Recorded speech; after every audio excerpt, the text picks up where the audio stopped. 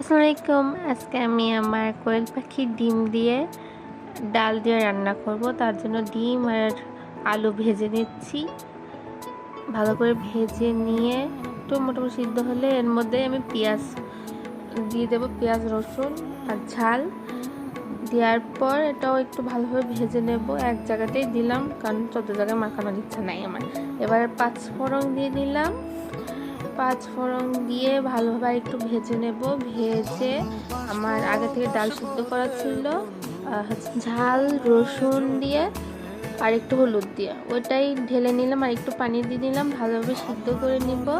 এই দেখেন আমার কোয়েল পাখির ডিম। আর একটু চাট মশলা দিলাম।